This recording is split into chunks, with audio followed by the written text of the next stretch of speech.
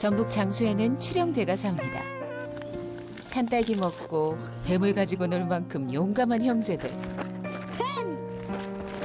20살이 넘은 형들은 일을 찾아 도시로 나간 시골집. 아이들 장난에 바람 잘 날 없는데요. 9식구의 가장인 아빠도 농사일이 만만치 않습니다. 집사람이라도 나와서 거들어주고 해야 되는데 몸이 안 좋아갖고. 농사 틈틈이 집을 직접 짓고 있는 아빠. 혼자 하다 보니 여기저기 비가 새고 부실한 창틈으로는 바람이 셉니다. 정신지체인 형을 놀리는 의건이 때문에 속상한 엄마. 복권이는 지능검사를 했는데 애기가 3살 수준밖에 안 돼요. 막 지 혼자 막 돌방사고가 막 일어나고 그러면 진짜 막 어떻게 할 수가 없어요. 장숙은 아들 부잣집 그 2번째 이야기가 시작됩니다.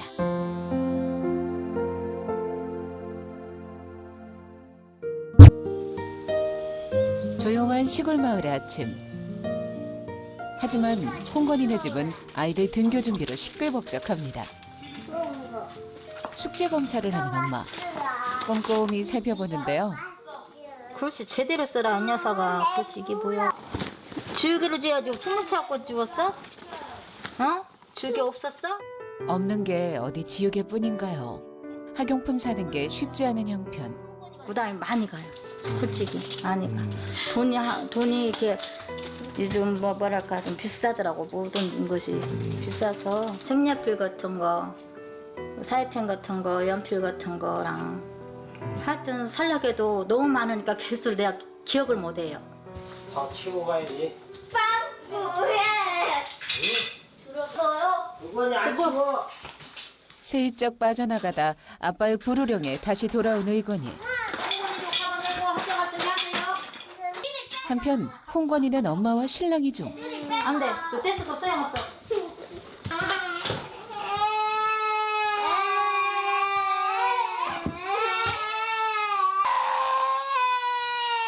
생일선물 받았는데 학교에 가져간다고 하잖아요. 학교 가서 놓으면 안 되지.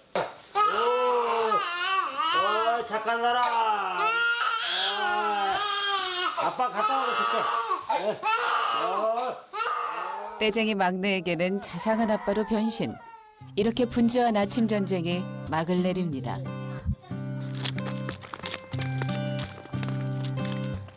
신선한 아침 공기를 마시며 학교로 가는 길. 어디 멀리 여행 가는 것도 아닌데 엄마와 헤어지는 게 아쉽습니다.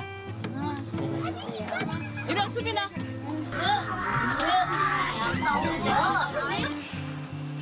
아이들을 등교시킬 때면 왠지 마음 한켠이 허전한 엄마. 보고 싶은 아들이 하나 있습니다. 복권이가 제일 보고 싶죠. 그다음 애들은 맨날 오잖아요.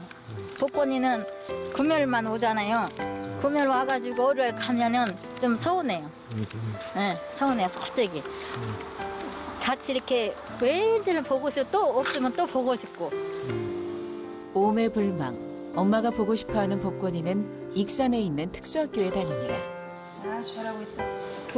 학교가 집에서 멀다 보니 주중에는 학교 기숙사에서 생활하고 있죠. 됐어. 이제 이것도 여기다가 매듭 네가 한번 해봐. 잘했어. 어디 보자. 아주 잘하네. 이 바느질도 참 잘했고 이 단추도 너무 잘했네. 우리 친구들이 또래보다 지적 능력은 떨어지지만 배우는 데는 적극적입니다. 집에서도. 복권아, 네. 집에서 단추가 떨어지면 네가 네. 잘라서 입을 수 있겠지? 네. 잘했어. 지금 수학 같은 경우에는 중학교 1학년 수준의 이제 현저히 못 미치는 지금 한 자릿수 뺄셈을 하고 있거든요. 지금 그 한 자릿수 뺄셈도 아직은 이제 동그라미 그려서 지워가는 것 그런 식으로 지금 공부하고 있어요.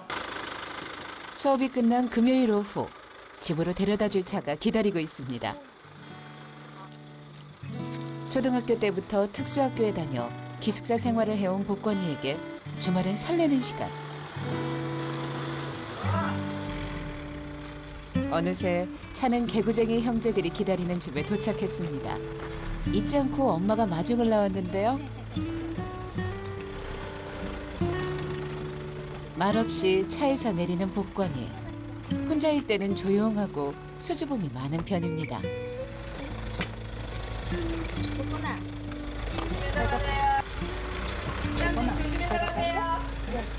만나고 헤어지기를 매주 반복하지만 언제나 애틋한 모자 상봉입니다.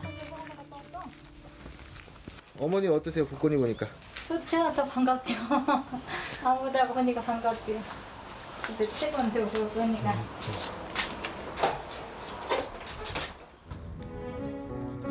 한편 수업이 끝난 아이들은 우르르 냇가로 뛰어가는데요. 뭔가에 홀린 듯 가방도 내리고 옷도 벗고 신발까지 그야말로 발가벗고 물놀이를 합니다.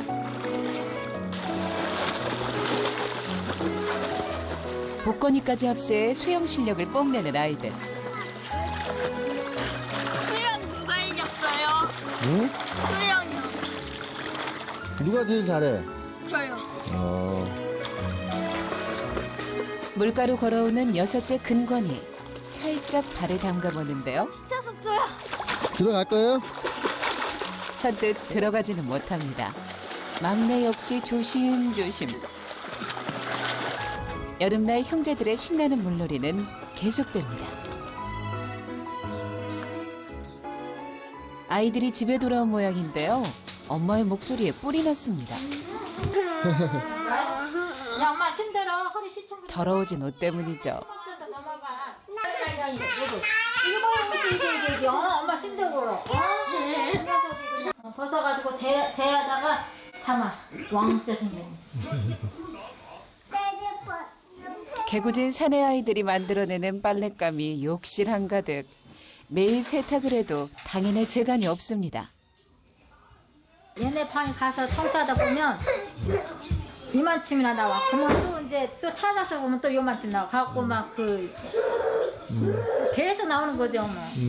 애들 갈아입히고 어쩌고 해야 되니까. 아들 칠형제를 키우다 보니 엄마의 집안일이 만만치 않습니다. 그 시각 아빠는 산에 오릅니다. 오랜만에 일당을 벌 수 있는 벌목 작업이 들어왔기 때문입니다. 정해진 나무를 베어야 하기 때문에 나무를 찾아 숲으로 들어가는 것도 일.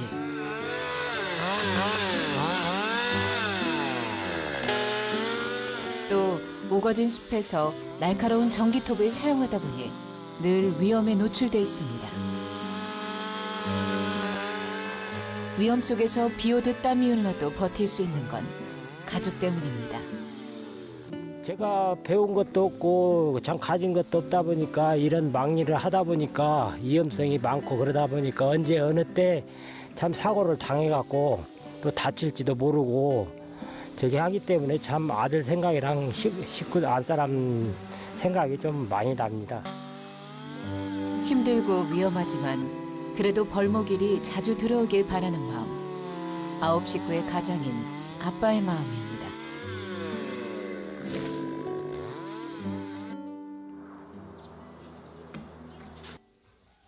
집에서도 쉴 틈 없는 엄마.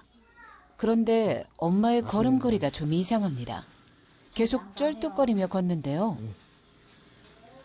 어머니 어디 다리가 편찮으세요? 예, 예전에 수술했는데 네. 이쪽이 막 이렇게 아프고 여기도 했는데도 이렇게 아프고 낫지도 않고 이게 왜 그런지 저도 변명은 모르겠어요, 정말. 다 됐어, 다. 그러고 보니 엄마의 걸음걸이가 늘 힘들어 보였는데요. 수술 후 증세가 더 심해졌다고 합니다. 원인도 모르고 치료비도 없어 그냥 참고 있는 상황. 언제적부터 그러셨어요? 발은? 수술하고 계속 그랬어요, 2년 동안. 수술하고 난 대로 계속. 발이 아파 2년 전 한 병원에서 수술을 받았는데요. 문제는 수술 후 통증이 더 심해졌다는 겁니다. 수술하고 나서 발을 좀 썼어요. 애기 아빠도 몸 안 좋다 보니 밭에 나가서 수술한 발로 일을 하고 또 그대로도 낫지도 않고 계속 이렇게 반복돼서 아프고 어떡하시나. 정말 형편상 쉴 수 없었던 엄마. 통증을 혼자서 참아내야만 했습니다. 정말 고통스럽기도 하고 맨날 내가 아프다고 하면 애기 아빠는 내 앞에서 아프다고 하지 말라고 자기도 안 좋다고 얘기하시고 정말 미안하기도 하고 애기 아빠한테 농사일을 같이 하지 못해 남편에게 미안한 엄마. 겨우 집안일만 할 수 있는 몸 상태라 애들 반찬도 직접 챙기지 못합니다. 면에서 신청을 해요. 그러면 이제 토요일 날은 이제 평일 날은 이제 학교에서 먹고 토요일 날은 이제 수업을 안 차나요. 그러니까는 그 신청해서 이게 왔어요. 도시락이 반찬이 저희들을 도와주시니까 진짜 감사하죠. 뭔들 바를 모르죠 진짜. 예, 감사해요. 아이들을 위해 복지관에서 지원해주는 주말 반찬 도시락입니다. 덕분에 가족 밥상이 한결 풍성해지는데요.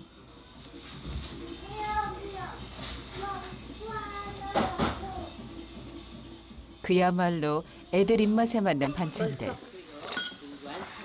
한창 자라고 평소 활동량이 많은 아이들은 개농 감추듯 맛있게 밥을 먹습니다.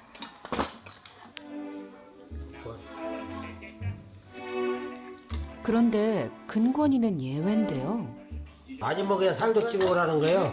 얘는 더 먹어. 편식하면 안 돼. 부모님 상화에 밥그릇을 드는 근권이. 외식을 거의 해본 적이 없는 아이들은 먹고 싶은 게 참 많습니다. 조금 먹고 싶은 거. 먹고 싶은 거요? 탕수육이요.